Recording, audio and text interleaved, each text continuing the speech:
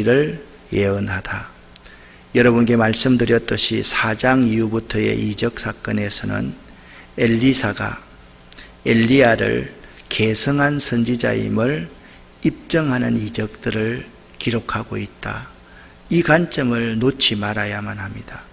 엘리사 선지자가 이 나라를 다스려 나간다. 이스라엘의 정치는 신정 정치인데 왕이 하나님 앞에 바로 살지 못하면 하나님의 선지자를 통해서 하나님께서 이 나라를 직접 통치해 나가신다. 그 점을 여러분 생각하셔야만 됩니다. 엘리사 선지자를 통하여서 이 나라가 다스려져 나가는 것을 말하고 있다. 하나님께서 이 새벽 우리에게 주시는 말씀은 열왕기하 7장 9절 말씀 합독하겠습니다. 나병한 자들이 그 친구에게 서로 말하되 우리가 이렇게 해서는 아니 되겠도다. 오늘은 아름다운 소식이 있는 날이거늘 우리가 침묵하고 있도다. 만일 밝은 아침까지 기다리면 벌이 우리에게 미칠지니 이제 떠나 왕궁에 가서 알리자 하고. 아멘.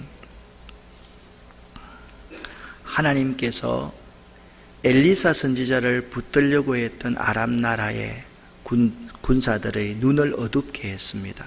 그래서 눈에는 세 가지 눈이 있다라고 말씀을 드렸습니다.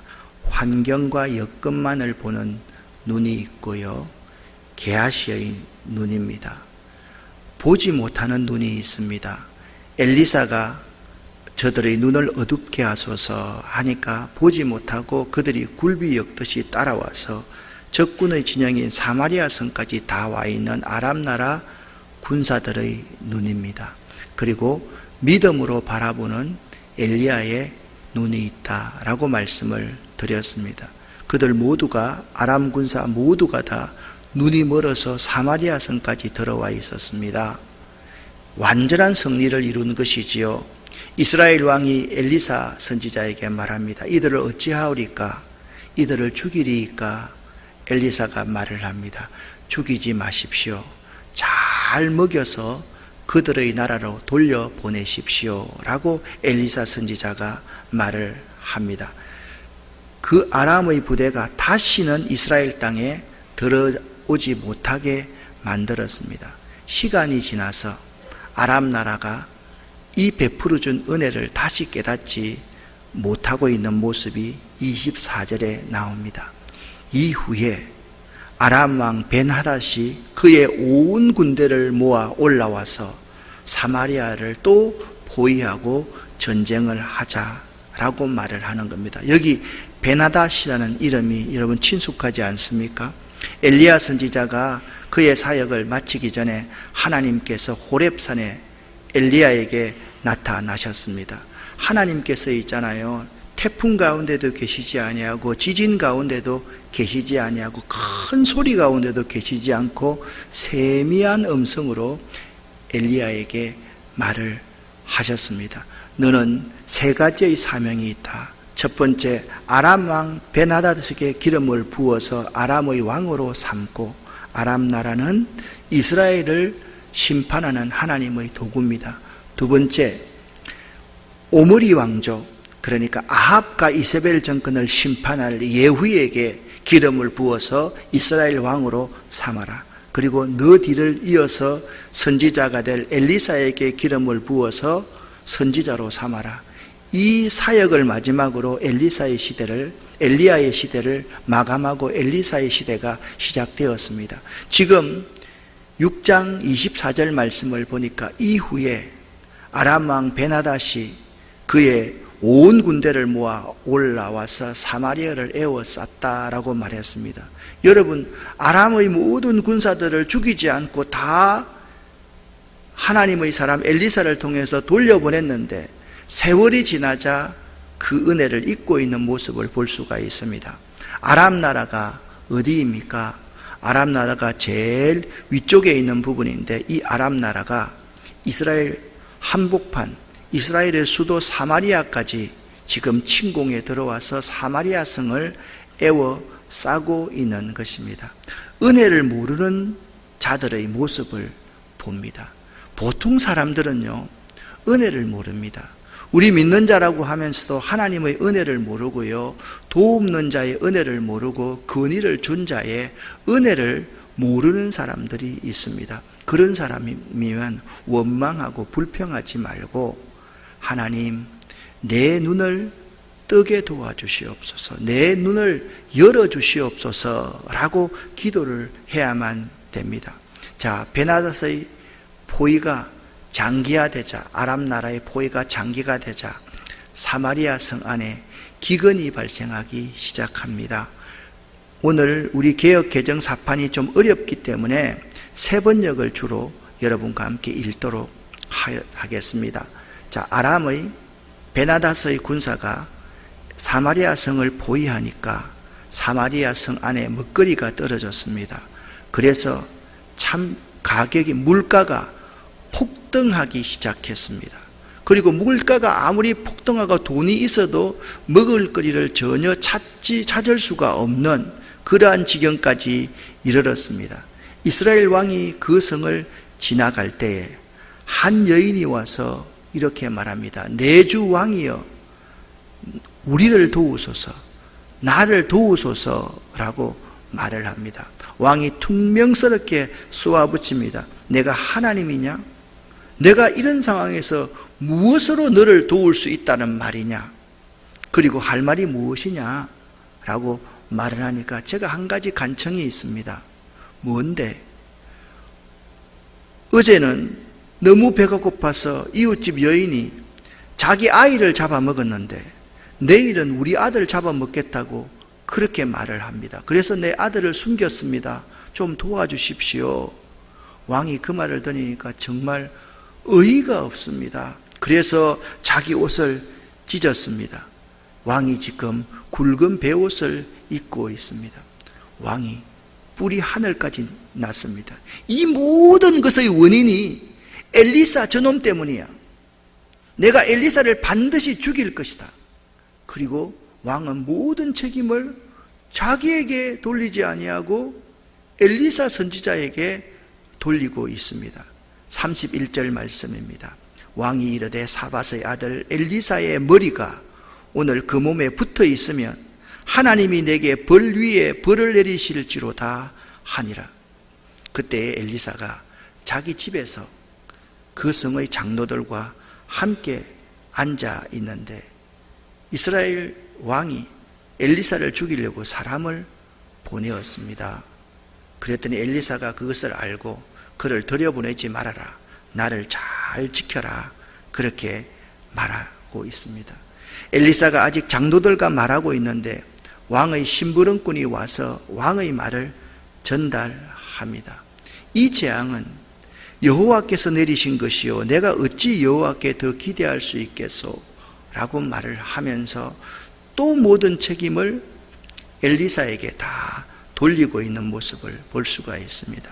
이스라엘 왕은 아람 왕 베나닷과 더불어서 하나님의 은혜를 모르는 사람이었습니다. 방금 전에 여러분 도단상을 에워싸고 있는 아람의 군대를 여러분 보았지 않습니까? 그게 인간적인 환경을 보는 눈은 가졌던 게하시가 내 주여 어찌하오리까 큰일 났습니다 라는 그러한 상황 가운데서 이스라엘에게 큰 승리를 안겨주었던 사람이 누굽니까? 하나님의 사람 엘리사였지 않습니까? 그런데 전쟁하지 않고 승리하게 만들어 주었는데 그때는 엘리사 선생님 어찌하오리까 라고 묻던 사람이 지금 모든 책임을 엘리사에게 다 돌리고 있는 것입니다. 그는요 정말 배은망덕한 자였습니다. 하나님의 선지자를 죽이려 하고 모든 책임을 도와준 엘리사에게 돌리는 어리석은 사람이었던 것입니다. 드디어 엘리사가 7장에 보면 예언을 합니다. 1절 2절 말씀을 함께 읽겠습니다. 세 번역입니다. 엘리사가 말하였다. 주님의 말씀을 들으십시오. 주님께서 이렇게 말씀하시었습니다. 내일 이맘때쯤에 사마리아 성문 어귀에서 고운 밀가루 한 스아를 한 세겔에 사고 보리 두 스아를 한 세겔에 살 수 있을 것이다 하셨습니다. 그러자 왕을 부축하고 있던 시종무관이 하나님의 사람에게 대답하였다. 비록 주님께서 하늘에 있는 창고 문을 여신다 할지라도 어찌 그런 일이 일어날 수 있겠습니까? 엘리사가 말하였다. 당신은 분명히 그런 일이 생기는 것을 눈으로 직접 볼 것이요. 그렇지만 당신이 그것을 먹지는 못할 것이요. 아멘. 엘리사가 예언을 합니다. 24시간 안에 정상적인 거래가 이루어질 것입니다. 지금 아이를 삶아 먹는 상황에서 정상적인 거래가 이루어질 거라고 하니까 왕을 보좌하고 있던 시종무관이 하는 말이, 아니 하늘의 문을 연다 한들 어떻게 그런 일이 있을 수 있습니까? 엘리사가 말합니다. 네 눈으로 그 광경을 똑똑히 볼 것이다. 그러나 너는 죽을 것이다. 엘리사가 그대로 예언을 하였습니다. 여러분 기억하셔야 됩니다. 하나님의 사람의 예언은 반드시 이루어집니다. 우리는 꿈은 이루어진다라고 말을 하는데요, 하나님의 사람의 예언은 반드시 삶을 통해서 이루어집니다. 그 이루어지는 과정이 4명의 문둥병자가 경험한 사건을 통해서 알 수가 있습니다. 그 무렵이 어떤 무렵입니까? 사마리아 성 안에 기근이 생겨서 아이를 삶아 먹을 그 무렵에 나병 환자 4사람이 성문 어귀에 섰는데 그들이 서로 말을 주고받습니다. 우리가 여기 주저앉아서 굶어 죽을 수가 없지 않느냐? 아니 여기서도 굶어 죽으니까 우리들이 아람 나라의 진영으로 들어가서 항복하자. 그렇게 말을 합니다.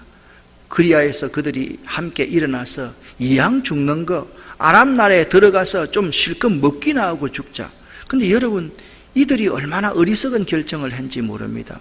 아니 아람 나라 군사들이 문둥병 환자들을 살려두겠습니까? 부정해서 내쫓는 지경인데 살려줄 것 같습니까? 그런데 이들은 여기서 굶어 죽거나 거기서 굶어 죽거나 똑같다고 생각해서 들어가 보니까 이상한 광경을 목도하는 것입니다. 하나님께서 있잖아요, 아람 나라의 군인들에게 이상한 환청 같은 소리를 듣게 하셨습니다.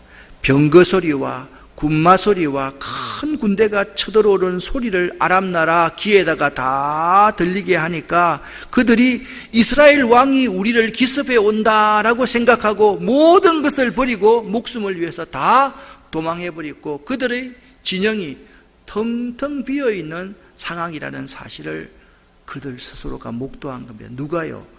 4명의 나병 환자들이 보게 된 것입니다. 여러분, 여기서 한 가지 중요한 교훈이 있습니다. 여러분, 문제가 있을 때 문제를 회피하지 말고 둘러가지 말고 정면 돌파하십시오. 문제에 직면하십시오. 그러면 하나님께서 그 정면 돌파하는 그 가운데 새로운 길을 열어주십니다. 우리는 너무 연약해서 문제가 있음에도 자꾸 둘러서 피하려고 하는 것이 우리들의 모습임을 알아야만 합니다. 문제가 있을 때 둘러가지 말고 정면 돌파하는 이 4명의 나병 환자의 모습을 본받을 수 있어야만 됩니다. 이들 나병 환자들이 있잖아요, 실컷 먹었습니다. 자기가 앞으로 살 수 있는 전리품들도 다 챙겼습니다. 9절 말씀을 보니까 그런 다음에 그들이 서로 말하였습니다. 우리들이 이렇게 하는 것은 올바른 일이 아니다. 오늘은 좋은 소식을 전하는 날이다. 이것을 전하지 않고 내일 아침 해 뜰 때까지 기다린다면 우리가 저주를 받을 것이 아니냐. 그리하여서 그들은 성에 돌아가서 그 상황을, 아람 나라 진영의 상황, 군대 진영의 상황을 다 성문지기에게 보고하고 성문지기에는 왕궁에 보고하였다라고 말씀을 하고 있습니다. 그들의 말을 다시 한번 되씹어 볼 수 있기를 바랍니다. 우리들이 이렇게 하는 것은 올바른 일이 아니다. 이 깨달음을 누가 주었겠습니까? 하나님이 내 나병 환자에게 주었습니다. 나병이 무엇입니까? 깨달음이 없는 병입니다. 그런데 그들에게 깨달음이 있게 하시는 하나님, 나병 환자들도 깨닫는데 이스라엘 왕은 깨닫지 못하고 있는 거예요. 나병 환자들은 깨닫는데 시종무관은 깨닫지 못하고 있는 거예요. 나병 환자들은 무감각하게 죽을 수밖에 없는 사람들은 깨닫는데 그 백성들은 깨닫지 못하고 있는 모습을 우리들이 이렇게 하는 것은 올바른 일이 아니다 라는 이 문장 속에서 찾을 수가 있는 거죠. 이들이 말합니다. 따라합시다. 오늘은 좋은 소식을 전하는 날이다. 처음부터 오늘은 좋은 소식을 전하는 날이다. 아멘. 이 말을 오늘날로 말하면 오늘은 복음, 굿뉴스를 전하는 날이다. 그 말로 하고 말았습니다. 여러분, 우리가 이 문둥병자들의 행동을 본받아야 되지 않겠습니까? 여기 중요한 사람 몇 사람이 나옵니다. 이스라엘 왕이 있습니다. 이스라엘 왕은 깨닫지 못하는 사람입니다. 그런데 4명의 문둥병자들은 깨달음이 있는 사람이다 라는 것입니다. 아무것도 깨닫지 못하고 평소에 무감각하게 살아가고 죽을 수밖에 없는 사람들도 깨닫는데, 성경에 보면 나귀도 깨닫는데 발람 선지자가 깨닫지 못하는 경우가 참 많습니다. 나하만 장군은 깨닫지 못하는데 그의 몸종인 어린 여종이 깨달음을 갖습니다. 나하만 장군은 크게 대노하는데 그의 종들이 와서 내 주여, 선지자가 이보다 더한 일을 시킨다 할지라도 하지 않겠습니까? 왜 이렇게 어리석습니까? 들으면 될 터인데, 여러분, 하나님의 소리를 들을 수 있어야만 합니다. 우리가 이렇게 하는 것은 옳지 못한 행동이다. 오늘은 좋은 소식을 전하는 날이다. 이 나병 환자의 모습을 깨달을 수 있는 우리가 될 수 있어야만 되겠습니다. 엘리사의 예언대로 사마리아 성이 구원을 받습니다. 왕이 보고를 받았지 않습니까? 보고를 받으면 어떻게 생각해야 되겠어요? 여러분, 항상 말씀을 드리지만 정치적으로 생각하는 사람들은요, 순수함을 순수함으로 받아들이지를 못해요. 정치적으로 생각하는 사람은 자꾸 정치적으로만 생각합니다. 아니, 4명의 문둥 환자들이 보고했으면 빨리 그 성을 취해야만 될 터인데 왕이 어떻게 말을 합니까? 야, 저 아이들의 말을 어떻게 믿냐? 우리 군사가 쑥 들어가면 그들이 매복해 있다가 우리를 습격해 온다면 우리가 꼼짝없이 대패할 것이 아니냐라고 왕은 그렇게 말을 합니다. 믿음 없는 모습을 우리는 여기서 봅니다. 항상 있잖아요. 항상 생각을 내 경험하에서 생각을 하면 있잖아요. 하나님의 말씀을 들을 수 없고 하나님의 음성을 들을 수가 없어요. 나병 환자들이요, 좋은 소식을 전했는데 이것을 곡해하는 왕의 모습을 볼 수가 있습니다. 나병 환자와 이 이스라엘 왕이 잘 대비되어 있습니다. 그러자 신하 한 사람이 말합니다. 우리 성에 지금 남아있는 곳이라고는 말 5마리가 있습니다. 이 말 5마리도 내일이면 굶어 죽거나 아니면 사람들이 이 말을 잡아먹게 될 것입니다. 그러니까 이 말 5마리에다가 우리 군사를 태워가지고 그들을 습격하는 것처럼 빠르게 달려서 아람의 진영으로 말 5마리를 이끌고 달리게 하십시다. 그러면 그들이 이스라엘이 쳐들어오는구나 해서 매복해 있던 사람이 나와서 말 5명 탄 사람을 죽여버리면 우리가 가지 않으면 될 것이고, 그들의 보고를 들어보고 결정을 하십시다. 가서 들어갔더니 정말 나병 환자가 보고한 상황과 똑같이 된 것입니다. 아람 사람들이 급히 도망하는 장면을 이 5명이 보고하는 것입니다. 그래서 왕은 다시 그 사마리아 성의 모든 것을 다 회복했습니다. 그런데 지금 아이를 잡아먹을 상황처럼 기근이 들렸으니까 아람 나라의 진영이 뚫렸다라고 하니까 이스라엘의 모든 백성들이 한꺼번에 다 몰려갔습니다. 왕을 부축하고 있던 시종무관이 이 사람들에 깔려서 사람들에게 밟혀서 죽어버린 것입니다. 그것을 오늘 17절 말씀에 이렇게 말씀하고 있습니다. 하나님의 사람이 예언한 그대로 시종무관이 밟혀서 죽은 것이다. 그렇게 말씀하고 있습니다.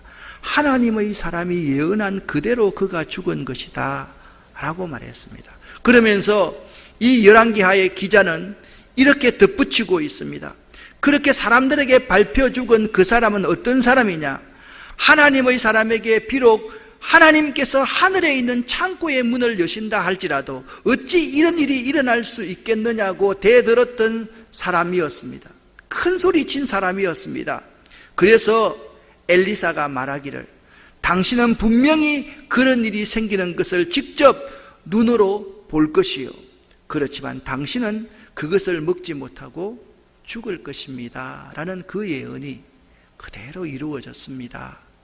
그렇게 말하고 있습니다. 다시 한번 하나님의 사람 엘리사가 말한 것을 되돌아 한번 볼 수 있기를 바랍니다. 같이 한번 읽어보겠습니다. 당신은 분명히 그런 일이 생기는 것을 눈으로 직접 볼 것이요, 그렇지만 당신이 그것을 먹지는 못할 것이요. 아멘. 여러분, 하나님의 사람이 말을 하면 하나님의 사람의 말을 그대로 아멘하고 믿고 받아들이고 그 말씀이 이루어진다는 사실대로 행동해야지, 이 이스라엘 왕처럼 이 시종무관처럼 행동하면 이들은 심판을 받을 수밖에 없다라는 사실을 오늘 본문에서 우리에게 교훈하고 있는 것입니다. 하나님의 사람은 어떤 사람입니까? 하나님의 사람은 절망 가운데 희망을 제시하는 사람입니다. 하나님의 사람은요, 항상 사마리아 성에 기근이 있어서 사람이 사람을 잡아먹는 상황에도 그는 하나님의 말씀을 듣기 때문에 내일 이맘때에 정상적인 거래가 일어나게 될 것입니다 라고 말하면, 여러분, 그런 일이 일어날 수 있는 상황이면 하나님이 개입할 필요가 있습니까? 없습니까? 아니, 자본주의의 원리대로 시장이 작동되면 하나님이 필요 없지요. 그런데 그게 아닌 것입니다.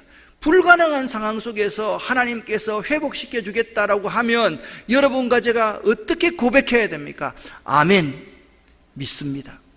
아멘, 그렇게 될 줄 믿습니다 라고 해야지, 이 시종무관처럼 이렇게 대답을 해버리면 우리에게 주어진 축복을 우리가 되차버리는 경우가 될 수가 있는 것입니다. 여러분과 제가 하나님의 사람 아닙니까? 여러분과 저는 있잖아요, 부정적인 상황에서 긍정을 말할 수 있어야 됩니다. 불가능의 상황에서 가능을 말할 수 있어야만 되는 것입니다. 내게 능력 주시는 자 안에서 내가 모든 것을 할 수 있습니다. 나는 그것을 믿습니다. 당신도 그것을 믿으시기를 바랍니다.